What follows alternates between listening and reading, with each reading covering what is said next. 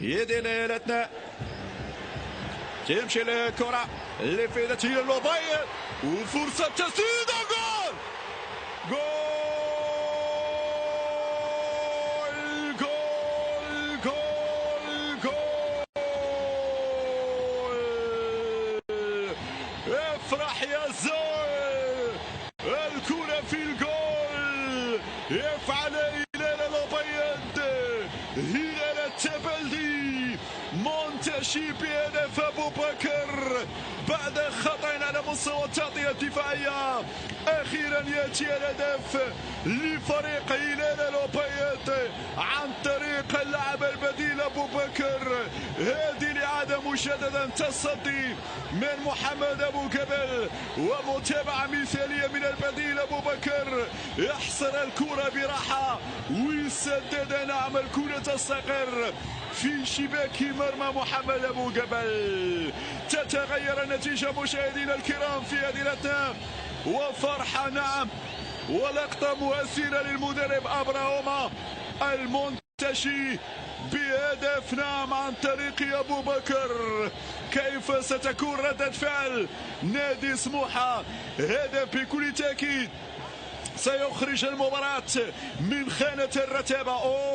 تباطؤ المدافعين، عملية البناء الهجومي فعلا تتم بشكل صعب جدا من عناصر نادي سموحة الذي يسابق الزمن الآن من أجل الضغط على مرمى الأكرم الهادي. هذه فرصة فرصة فرصة فرصة جول جول جول يفعل نادي سموحة مشاهدينا الكرام. يتعادل الفريق المصري في هذه اللحظات بعد تسديدة قوية لا تصد ولا ترد. أخيرا ينجح نادي سموحة مشاهدينا في إدراك هدف التعادل. مساحات هنا وفراغات موجودة في دفاعات نادي هلال الأبيض. تسديدة قوية في فريق هلال التبلدي مشاهدينا الكرام. كل لاعبي هلال التبلدي داخل منطقة الجزاء. ترفع كرة خطيرة خطيرة جول جول